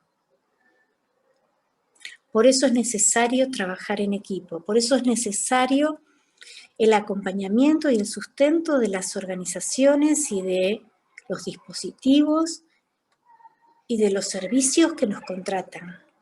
¿Sí? Porque todos y todas tenemos limitaciones. Y porque trabajamos con personas que están acostumbradas a avasallar en este tema, ¿sí? A violentar. Pero no por eso tengo que dejar de sugerir. No hace mucho estuvimos trabajando 7 meses con un varón con un dispositivo electrónico, el cual después de 26 denuncias civiles, se le pone la tobillera porque incumplía todas las medidas, pero durante esos 7 meses el señor negó todo, permanentemente. Cuando se hizo la entrevista, el monitoreo que se hace con las mujeres que denuncian, que es parte de lo que trabajamos, porque yo les decía que este es un espacio profeminista, y trabajamos en el bienestar de mujeres, niños, niñas y adolescentes, que era una mujer totalmente arrasada por más de 20 años de violencia. Como ella se iba empoderando y ella iba tomando autonomía, había empezado a trabajar, había empezado a arreglar su casa, ya no dependía tanto económicamente de él. El intento de él fue quedarse con la tenencia de su hija más chica que tenía 11 años. Cuando él lo dice, en las entrevistas que teníamos con él, nosotros le dijimos que no estábamos de acuerdo y le preguntamos, primero sondeamos por qué se quería quedar, tener la tenencia, como decía él, de esta niña, y no había ningún sustento válido. El único sustento que encontrábamos, más allá de lo que él decía, es que esto iba a terminar de minar la autoestima de ella, y terminar de destruirla, porque ya las dos más grandes, a través de todo lo que era económico, él las había cooptado. Entonces faltaba la más chiquita. Como equipo, hicimos un informe al juzgado explicándoles por qué sugeríamos que esta niña no fuera tomado en cuenta su pedido de tenencia de esta niña. Describimos todas las violencias que él manifestaba, describimos la forma utilitaria que él tenía de sus hijas, describimos cómo eran usadas para seguir violentando a esta mujer y no le dieron la tenencia, que la estaba peleando, por decirlo de alguna forma, la estaba tramitando. Cuando vino hecho una furia, ¿no? Entonces, era algo que era esperable, pero se lo explicamos de la misma manera que se los estoy explicando a ustedes. Y las instituciones nos respaldaron. ¿Fue un riesgo? Sí, fue un riesgo. ¿Era necesario? Era muy necesario. Por eso hay que trabajar en equipo y en grupo. Y tenemos que trabajar sabiendo que nuestros informes, que nuestras opiniones técnicas y profesionales tienen que tener un peso para la protección de estos niños, niñas y adolescentes de las que estamos hablando. Bien, no sé si hay preguntas, Sandra, si hay alguien detrás de todos los cuadraditos negros. Hola Carmen, acá estoy. Justo Hola. estaba La verdad que enormemente te felicito, me siento muy tocada con el tema. Yo mañana voy a hablar de vínculos y de la importancia de fortalecer el vínculo, no desde el lugar que estás hablando vos con estos hombres, pero sí desde el lugar de la escuela y la familia y la importancia que es para un niño, niña y adolescente que el vínculo sea como una plantita, regado todos los días, y la importancia que el vínculo tiene para que ellos después sean adultos sanos, como en su momento lo dijo Desiree. Y entonces te estaba escuchando y realmente era un placer tener tanta información, así que te felicito. Yo los voy a dejar porque tengo a las 7 una clase que dar, pero ya están terminando. Nenina me dijo que ya este eje termina, entonces seguro que se van a ir incorporando ya con el grupo mayor para poder cerrar. Así que te dejo a vos, Desiree, por ahí, Carmen, por ahí te quieren hacer alguna pregunta. Rita, no sé si vos querés seguir ayudando un poquito porque yo me tengo que retirar a una clase. Así que muchas gracias a todos, ¿eh? Nos estamos viendo. Gracias, Sandra. Gracias, Sandra. Buenas tardes. Bueno, sí, estuve atenta. Carmen, ¿vos era la última que estaba? ¿Cómo? ¿Era la última que estaba en la disertación? Sí. Sí, creo que tenemos que ir a una sala. Sí, ahí nos habilitan para ir a la sala general. Perfecto. Pero la verdad que muy bien. Tenemos que hablar mucho de ese tema, Carmen, de esos temas, porque son muy necesarios. Lo que estamos trabajando en todo lo que sea en estos temas, ¿no? De la violencia. Yo tengo el libro de ustedes. Creo que es el primero que compré. El primero ahora está, al que le interese, está en Facebook para descarga gratuita. A ver. Lo puedo poner. Compré una compañera que es psicóloga en el Hospital Álvarez. Qué bueno, Mevimar. Estoy leyendo lo que van poniendo. Les pongo el Retén en su página de Facebook, ¿sí?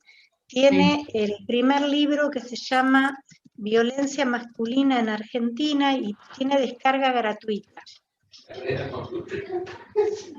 Si a alguien le interesa, pueden ir ahí.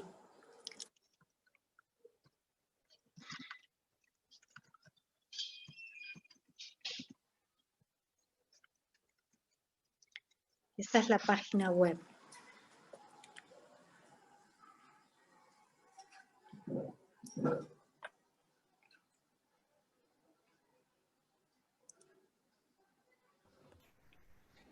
Carmen, en San Martín estás con Liliana Carrasco. Sí, ¿conoces a Liliana? Bueno, claro, Liliana es reconocida. Estamos en ASAPMI los dos. Qué bien. Ustedes tuvieron la conmemoración de los 20 años, la celebración de los 20 años. Sí, estuvo lindo. Claro, qué bueno, ¿no? 20 años de trabajo. Sí, me había invitado Liliana y me invitó Graciela. Me invitó Graciela, claro, que está ahora en la presidencia de la asociación. Sí, la verdad que estuvo lindo, estuvieron interesantes los aportes también de los invitados y bueno, emotivo también, estuvo lindo. Claro, me imagino que sí, qué bueno. Así que con Liliana sí estamos frecuentemente trabajando. Claro. ¿En qué trabajas? Sí. Yo soy licenciado en psicología y psicoanalista y trabajo en el Consejo de Derechos de Niñas, Niños y Adolescentes y en el Centro Siena. Sí, el que estaba en Piedras. Claro, que ahora estamos en Palermo. En Palermo. Yo trabajé en el Zonal. Sí. ¿En el Zonal 1? Sí. Bueno, trabajé 7 años ahí. Y teníamos a 100 al lado y estaba ¿Estaba Graciela en ese tiempo, era? Claro, Graciela, claro, yo estoy desde el inicio, del 2009. Graciela también estuvo desde esa época. Eh, no me acuerdo si hasta 2012 o por ahí, habrá estado Graciela, 2013. 2013, porque yo salí del SONAR en el 2015 y ella ya no estaba. Yo estuve Ella en no estaba. 2008, desde el 2009 hasta el 2015 en el 1. Y en el Claro. consejo conozco a Luciana Agüero. ¿Sabes en dónde está? Estaba en la parte del consejo acá en Capital, en Cava, pero no sé en qué. Lo que pasa es que, viste que el organismo es un organismo muy grande, tiene, además de todas las defensorías, un montón de programas centralizados, y además yo con los nombres no soy lo mejor, pero bueno, quizá la conozco, yo sé, también hace 14 años que estoy en el consejo, así que hace mucho. Bien, tenés un recorrido extenso. Y ahí vamos.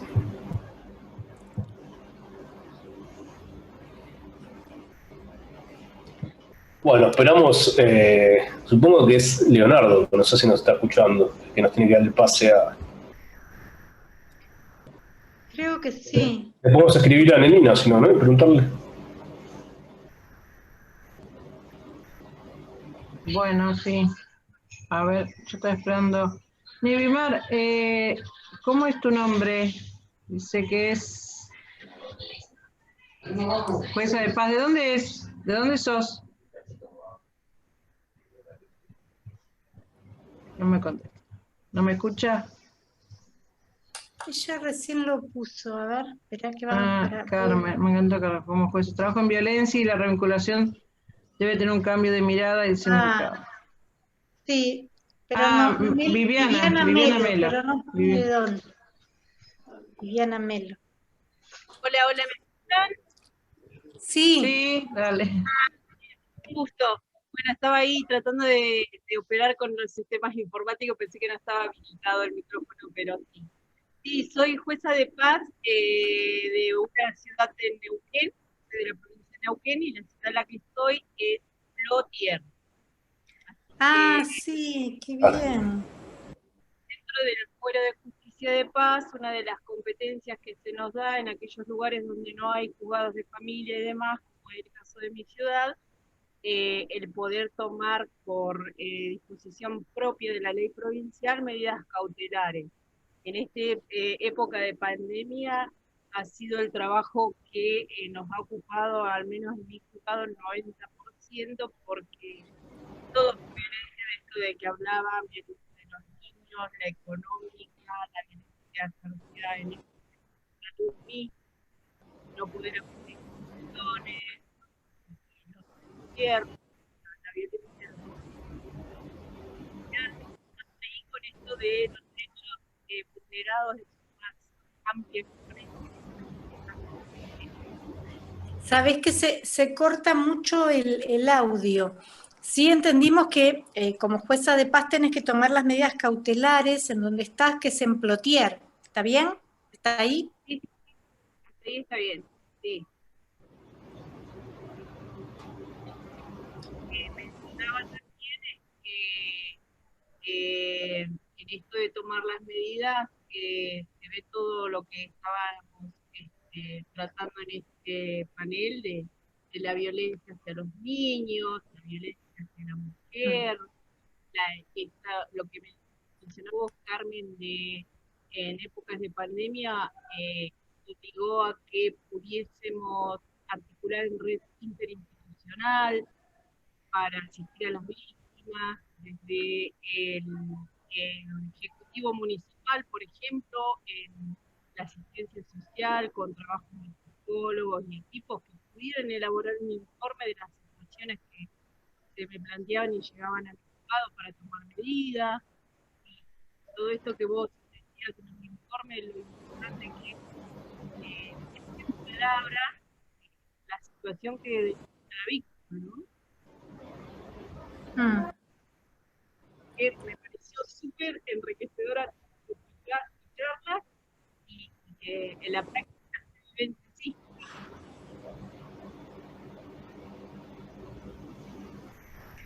Sí, en estos tiempos de pandemia todo esto se ha venido viendo más, más fuertemente, ¿no?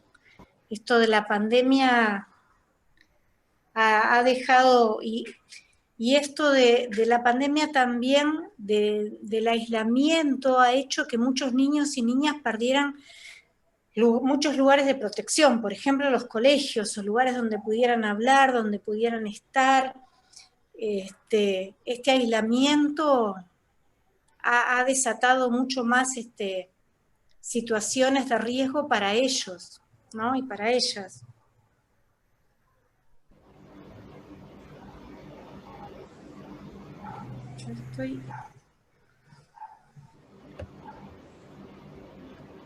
Estoy viendo si hay un muchacho que se llama Leonardo, que me pasaron su mensaje. Me parece que es el que se encarga de las salas. Sí, es el que aparece acá con Leonardo Adracna, pero no sé si está. Ah, perfecto. Tenés razón, acá está. Porque a mí me costó entrar y él me estuvo ayudando. Ah, sí, está acá. Ahí está. Bueno, entonces él nos dirá si pasamos a la sala general o...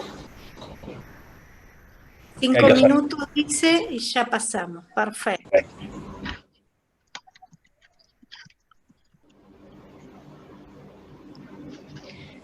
Rita, ¿vos de dónde sos? Yo soy de Campana. Ajá. De Campana, de acá de Provincia de Buenos Aires. ¿Y trabajás? No, yo soy docente. Pero estoy trabajando a nivel social, política social, digamos, pero todo ad honorem en el tema de la prevención en cuanto al maltrato infantil y la violencia, ¿no? Pero bueno, me preocupa mucho el tema, hablar mucho de prevención es lo que pretendo. Yo también lo conozco a Liliana, de acá de la UNLU. De la UNLU. Sí. Entonces, bueno, lo mío es trabajar muy fuertemente con la educación, desde la educación, porque creo que ahí es donde tenemos que enfocar, ¿no?, el tema de la prevención en cuanto a la violencia en los niños, y a esos niños que el día de mañana, o jóvenes o adultos, son violentos. Me interesa mucho el tema tuyo que expusiste para poder capacitarme un poco más, informarme un poco más. Así que bueno, la verdad que es un trabajo que hay que estar con todas las pilas, informarse y saber mucho, ¿no? Sí. Así en que realidad bueno. Estos temas son temas nuevos. Entonces uno todo el tiempo se está formando, ¿no? Porque realmente son temas viejos, lo que pasa es que no se hablaba, era todo claro, silencio. Sí, tenés razón. Son no, temas antiguos que empezamos a hablar. El miedo a que no te crean, y bueno, y muchos vamos con esa marca, digamos, ahí en esos temas que venimos, que a veces algunos lo sufrimos, ¿no? Como decía Mauro, también que él hablaba mucho de esa violencia y de lo que deja, ¿no?, las marcas que nos va dejando. Así que los traumas, y esos traumas que cuando uno se dio cuenta es cuando uno tiene 40 años, 45 años, el por qué vos sos así, por qué no te reís, por qué a veces tus hijos te dicen mi mamá siempre está triste, porque uno no lo supo sacar eso de adentro hacia afuera, o no tuvo, o bueno, hubo muchas carencias. Antes uno hablaba de psicólogo y era, estás loca, y no sabía que el psicólogo, el problema es, te saca el tema de la conducta. Bueno, o sea que esos traumas son difíciles. Por eso yo me enfoqué mucho también en el tema del maltrato infantil, las causas y las consecuencias, porque bueno, ya te digo, uno ha venido, tiene mucha experiencia, historia de vida donde se ha vivido todo eso, ¿no? Y no quiere que suceda, que siga sucediendo, porque se puede evitar. Nosotros también estamos, yo también el tema del suicidio también estoy en ese tema, y también lo de la autoflagelación, autolesiones, ¿va? También estamos trabajando con varias organizaciones, ¿no? A nivel con el CAS, que es la línea 135, con Región Quinta Salud Mental, con otras asociaciones a nivel latinoamericano, México, Chile, qué sé yo, Costa Rica, siempre formándome, digamos, capacitándome, informándome en todos esos temas que me preocupan y que, bueno, no quisiera que a otro le pase o lo que a uno le ha sucedido, ¿no? O sea que, bueno, mucha historia de vida, muchas cosas. Que, bueno, pero por suerte lo pude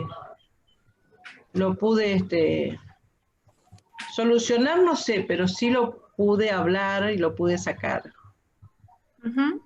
Pero ya te digo, ya uno cuando se da cuenta ya tiene 45 años y... Pero te das cuenta. Claro. Te das cuenta y uno empieza esos procesos que son necesarios. Uno lo veía, pero no sabía cómo.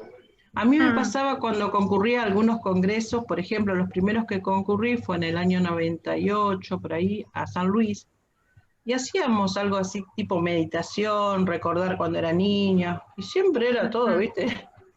A mí me destrozaba todo eso. Pero no sabía bien, ¿viste? No sabía cómo preguntar, cómo hacer.